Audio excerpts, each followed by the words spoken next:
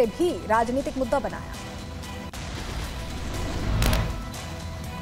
सुरक्षा से जुड़े इतने संवेदनशील विषय को कुछ लोगों ने राजनीति का विषय बना दिया। अग्निवीर योजना पर बीजेपी नेता रवि किशन का बयान, कहा विपक्ष का ये विरोध बहुत ही दुखद है, ऐसा करने से टूटता है बच्चों का मनोबल।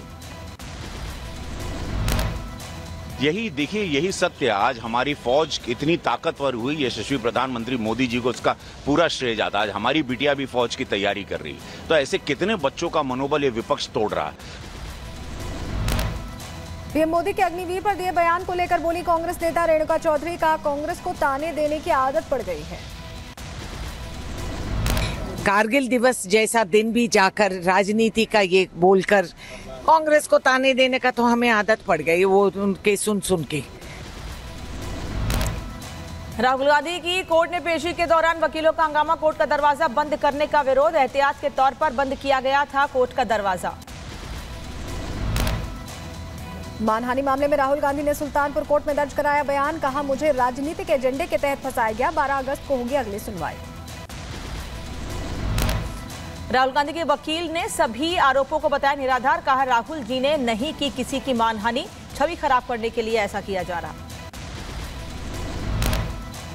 माननीय राहुल जी ने कहा कि परिवार में कहे गए सारे आरोप निराधार हैं, ये निराधार हैं, इस राजनीतिक दुर्भावना से एक कंप्लेंट फाइल की गई है। संसद में चरणजीत सिंह चन्नी और रवनीत बिट्टू की नोकझोंक के बीच उकसाते दिखे राहुल गांधी। अमित मालवीय ने वीडियो पोस्ट करके किया दावा, बोले रवनीत बिट्टू के खिलाफ हिंसा भड़काना खतरनाक। चरणजीत सिंह चन्नी ने राहुल गांधी ने उनके बयान से किनारा किया है। अमृतपाल के सवाल पर रिपब्लिक भारत पर बोले राहुल मुझे नहीं करनी बात। चरणजीत चन्नी के बयान पर कांग्रेस सांसद सुखजिंदर सिंह रंधावा का किनारा, कहा यह चन्नी जी का पर्सनल व्यू है। देखिए ये चन्नी जी के पर्सनल व्यूज हैं, पर मैं ये कहना चाहता हूँ कि प्रधानमंत्री जी अगर यहाँ वोट आप दिलवा रहे हैं तो लोगों को बताइए। चरणजीत चन्नी के बयान पर बोले अमृतपाल के पिता तारसेम सिंह, कहा हम अन्य सांसदों से भी पंजाब के अधिकारों के लिए आवाज उठाने की अपील करते हैं। बजट में पंजाब के साथ जो किया गया उसका भी विरोध होना चाहिए।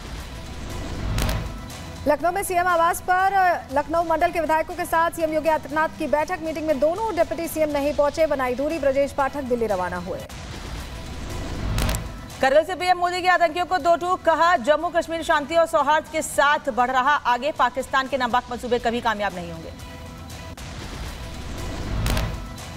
मैं आतंकवाद के इन सरपरस्तों को कहना चाहता हूं कि उनके नापाक मंसूबे कभी कामयाब नहीं होंगे।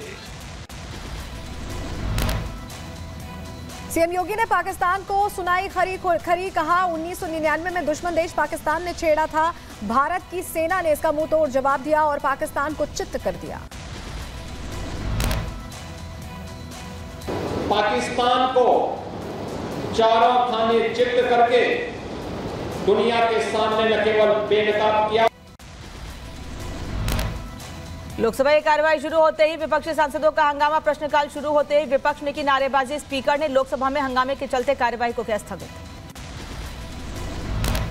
बिहार विधान परिषद में सरकार के खिलाफ काली पट्टी पहनकर विरोध प्रदर्शन, राबड़ी देवी ने कहा सदन में इतिहास को बदला जा रहा है। इतिहास को बदला जा रहा है, इसलिए काला बिना लगा के लोग आए। परंपरा शुरू हो रहा है, बीजेपी जदयू वाला परंपरा शुरू कर रहा है नया, तो आने वाला पीढ़ी देखेगा। कर्नाटक में बीजेपी सांसदों का कांग्रेस के खिलाफ प्रदर्शन, मूडा और वाल्मीकि घोटाले की सीबीआई जांच की मांग। कांवड़ यात्रा रूट पर नेम प्लेट मामले में यूपी सरकार ने सुप्रीम कोर्ट में दाखिल किया जवाब, कहा कांवड़ियों से मेरी शिकायत के आधार पर दिए निर्देश, मामले पर आज सुनवाई करेगा सुप्रीम कोर्ट। बलिया से सपा विधायक ने योगी सरकार के फैसले का किया विरोध, कहा दुकान पर नाम लिखे जाने का आदेश गलत है, समाज में दूरियां पैदा करने का फैसला। आज दिल्ली दौरे पर आएंगे सीएम योगी आदित्यनाथ। 27 जुलाई को नीति आयोग की बैठक में होंगे शामिल। दिल्ली दौरे पर पीएम मोदी और गृह मंत्री अमित शाह से कर सकते हैं मुलाकात। बजट और नीति आयोग की बैठक पर बोले आप सांसद हरभजन सिंह। कहा नीति आयोग की बैठक में शामिल ना होना सही, बजट संतोषजनक नहीं है। योग में ना शामिल होना, भगवंत मान साहब का भी मैं बयान पढ़ रहा था और बाकी के भी जो बड़े लीडर हैं उनका भी बयान आ रहा था कि वो शामिल नहीं होंगे, और ये बिल्कुल सही भी है क्योंकि बजट जो है वो उतना सेटिस्फाइंग नहीं है। सीएम चंद्रबाबू नायडू ने ड्रग माफिया पाब्लो एस्कोबार से की जगन मोहन रेड्डी की तुलना। कहा जगन मोहन रेड्डी का उद्देश्य केवल अमीर बनना था। यमुनोत्री धाम में बादल फटे, जलस्तर में बढ़ोतरी हुई। सुरक्षा के मद्देनजर पुलिस से खाली कराया मंदिर परिसर। यमुनोत्री धाम में भयंकर बाढ़ के चलते नदी के किनारे आया मलबा। पानी में तिनके की तरह बही बसें, चारों तरफ दिखा तबाही का मंजर। यमुनोत्री में भारी बारिश के बाद हालात बेकाबू हो गए। नदी किनारे इलाके को खाली कराया गया है। मौके पर एनडीआरएफ एसडीआरएफ मौजूद। यमुनोत्री की जानकी चट्टी में भारी बारिश के कारण बढ़ा यमुना नदी का जलस्तर। पार्किंग तक पहुंचा बाढ़ का पानी। तेज बहाव में बह गए कई जानवर और वाहन। उत्तराखंड के चमोली में लैंडस्लाइड, भूस्खलन के बाद सड़कों पर आया मलबा, यातायात हुआ बाधित। बद्रीनाथ हाईवे बंद। रुद्रप्रयाग में भारी बारिश का कहर देखा जा रहा है। मदमहेश्वर मंदिर ट्रैक में मार्कंडे नदी पर पैदल पुल बहा, आने जाने का रास्ता बाधित हुआ। एनडीआरएफ एसडीआरएफ की टीम मौके पर मौजूद है।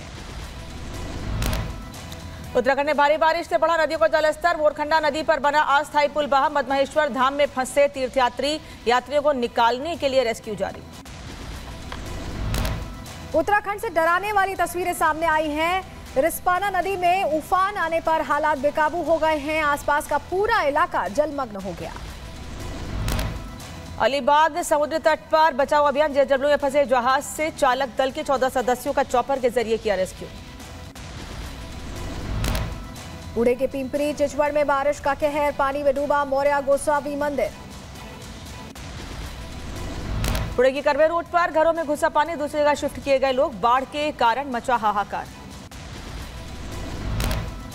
उत्तर प्रदेश के लखीमपुर में शारदा नदी का जलस्तर बढ़ने से कटान नदी में समाये 4 घर। तबाही का वीडियो सामने आया। दिल्ली में भारी बारिश के बाद जगह जगह भरा पानी। सड़कों पर धीमी पड़ी गाड़ियों की रफ्तार। जनजीवन अस्त व्यस्त। यूपी में भारी बारिश ने लोगों की बढ़ाई मुश्किल। लगातार बैराजों से छोड़ा जा रहा है पानी। उफान पर घाघरा और शारदा नदी। सीतापुर में बाढ़ की चपेट में आए कई गांव। विश्व की सबसे ऊंची शिंकुनला टनल का पीएम ने किया उद्घाटन। शिंकुनला सुरंग 4.1 किलोमीटर की होगी।